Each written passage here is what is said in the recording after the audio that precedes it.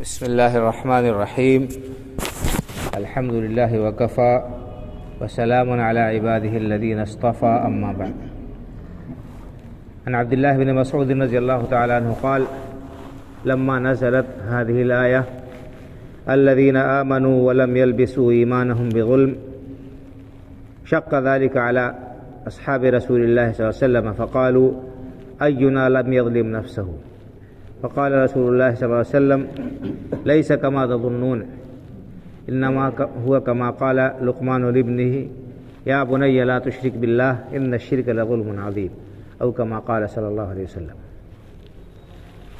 مسلم شریف کی حدیث میں نے آپ کے سامنے پڑھی ہے۔ اس حدیث کے راوی حضرت عبداللہ بن مسعود رضی اللہ تعالیٰ عنہ ہیں۔ کہتے ہیں جب یہ آیت کریمہ نازل ہوئی کہ الذین آمنوا ولم یلبسوا ایمانہم بظلم اولئک لہم الامن وہم مہتدون، کہ جو لوگ ایمان لائے اور ایمان لانے کے بعد اپنے ایمان میں ظلم کو نہیں ملایا،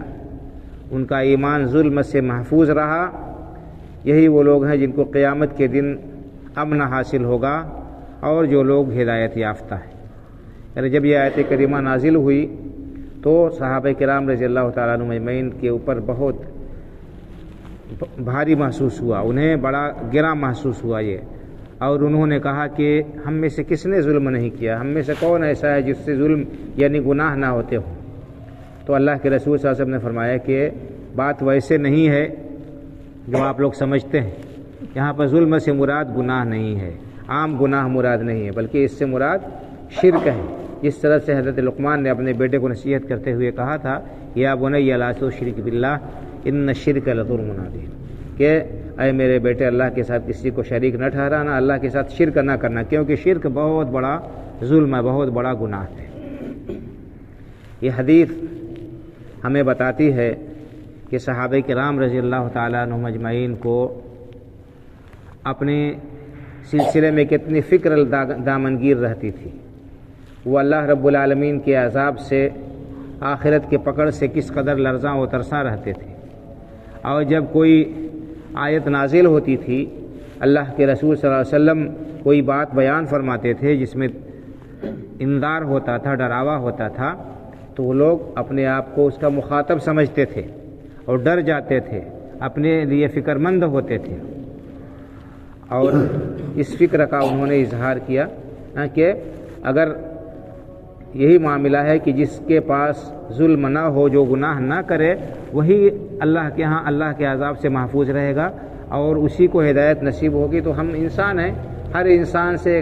جو ہے کچھ نہ کچھ لغزش ہو ہی جاتی ہے، انسان کمزوریوں اور خطاؤں کا پتلا ہے، اس کا مطلب یہ کہ ہم میں سے کوئی بچے گا نہیں۔ تو اللہ کے رسول صلی اللہ علیہ وسلم نے انہیں تسلی دی اور فرمایا کہ ایسی بات نہیں ہے، یہاں پر ظلم سے عام گناہ مراد نہیں ہے، یعنی اگر کوئی آدمی شرک کرتے ہوئے اس دنیا سے رخصت ہو گیا بغیر توبہ کے تو اس کی بخشش نہیں ہوگی، باقی اور دوسرا گناہ اس نے کیا ہے تو اس کے سلسلے میں ڈر ہے، خوف ہے، اللہ رب العالمین کی گرفت کا وہ شکار ہو سکتا ہے، لیکن اللہ چاہے تو اسے معاف بھی کر سکتا ہے۔ بہرحال کہنے کا مطلب یہاں پر یہ ہے، نکتہ یہ ہے کہ ہمیں اپنا جائزہ لینا چاہیے، احتساب کرنا چاہیے کہ ہم قرآنی آیات اور احادیث کو کتنی توجہ سے سنتے ہیں اور اپنے آپ کو اس کا کس حد تک مخاطب سمجھتے ہیں۔ ہمارے اندر جب کوئی بات ڈرانے والی ہم سنتے ہیں، کوئی انذار اور ڈرانے والی کوئی آیت ہوتی ہے یا کوئی حدیث ہوتی ہے، تو ہم اس سے کتنی نصیحت حاصل کرتے ہیں، اس کا ہمارے اوپر کتنا اثر ہوتا ہے، اور ہم ان کاموں سے کس حد تک بچنے کی کوشش کرتے ہیں جن پر ڈرایا گیا ہے، جن کے سلسلے میں وعید سنائی گئی ہے۔ یا اسی طرح سے اگر کوئی خوشخبری والی بات ہوتی ہے، کسی سلسلے میں کوئی بات بتائی جاتی ہے کہ ہاں اس کام کے کرنے کا یہ اجر و ثواب ہے، تو اس کو کرنے کا ہمارے دل میں کتنا جذبہ پیدا ہوتا ہے، کس قدر ہمارے دل میں اس کے سلسلے میں تڑپ اور خواہش پیدا ہوتی ہے۔ آج ہمارا معاملہ اس کے برعکس ہے، یا تو ہم سننے کے لیے تیار نہیں ہوتے ہیں، یا اگر سنتے بھی ہیں تو اس سے اثر لینے کے لیے ہم بہت کم تیار ہوتے ہیں۔ ہم یہ سمجھتے ہیں کہ صرف دوسرے لوگ مخاطب ہیں اور ہم سے خطاب نہیں کیا جا رہا ہے۔ صحابہ کرام رضی اللہ تعالیٰ عنہ اجمعین اس روئے زمین پر انبیاء کرام علیہ الصلوۃ والتسلیم کے بعد سب سے افضل گروہ ہے، ان کا حال یہ ہوتا تھا کہ وہ کوئی آیت سنتے تھے، کوئی حدیث سنتے تھے تو اپنے آپ کو اس کا مخاطب سمجھتے تھے، اور ان آیات اور حدیث میں جن باتوں کو کرنے کا حکم دیا جاتا تھا ان کو کرنے میں سبقت کرتے تھے، جن چیزوں سے منع کیا جاتا تھا ان چیزوں سے وہ رک جاتے تھے، ان سے وہ باز آ جاتے تھے۔ تو دیکھیے ان کو فکر لاحق ہوئی آخرت کی، ان کو فکر لاحق ہوئی اللہ کے سامنے کھڑے ہونے کی، ڈر گئے، گھبرا گئے کہ ہم تو انسان ہیں، ہم سے کتنی غلطیاں ہو جاتی ہیں، تو ہم گویا کہ اللہ کے یہاں ہم اللہ کے عذاب سے معمون اور بے خوف نہیں ہو سکتے۔ ان کی تاریخ پڑھیے، صحابہ کرام رضی اللہ تعالیٰ عنہم کی سیرتوں کا مطالعہ کیجیے تو ہمیں معلوم ہوگا کہ کس قدر اللہ تعالیٰ سے ڈرنے والے تھے اور شریعت کے احکام پر کس حد تک وہ عمل پیرا ہونے کے لیے آمادہ و تیار رہتے تھے۔ تو ہمارے لیے ضروری نہیں ہے کہ ہم بھی اسی طرح سے اپنے آپ کو ان احکام پر عمل پیرا ہونے کے لیے آمادہ و تیار رکھیں؟ تو ان تمام باتوں سے یہی مقصد ہے کہ ہمارے اندر عمل کا جذبہ پیدا ہو، ہمارے دلوں کے اوپر جو غفلت کے پردے پڑے ہوئے ہیں وہ دور ہوں، اور ہم اپنے جو ہے کمزوریوں کا احساس کرتے ہوئے ان کمزوریوں کو دور کرنے کی کوشش کریں اور عملی میدان میں ہم آگے بڑھیں۔ ہمارے اندر اعمال کی کمزوری بے حد پائی جاتی ہے، اور اسی طرح سے دوسرے انسانی جو دوسری کمزوریاں ہیں ان کا بھی ہم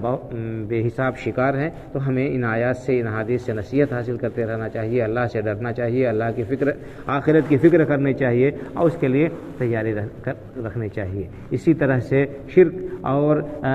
جو غلط عقائد ہیں ان کے بارے میں ہمارے اندر حساسیت ہونی چاہیے، ہمارے اندر اس کا اچھی طرح سے احساس ہو کر ان سے خود بھی بچنا چاہیے اور دوسروں کو بھی بچانے کی کوشش کرنی چاہیے۔ اللہ تعالی ہمیں قرآن سے اور حدیث مبارکہ سے، صحابہ کرام رضی اللہ عنہم کی سیرتوں سے نصیحت حاصل کرنے کی توفیق عطا فرمائے، ہمارے اعمال کو درست کرے اور ہمیں اپنی فکر کرنے کی توفیق عطا فرمائے۔ آمین۔ وآخر دعوانا ان الحمدللہ رب العالمین وصلی اللہ علی نبینا محمد وعلی آلہ وصحبہ اجمعین۔ السلام علیکم ورحمۃ اللہ۔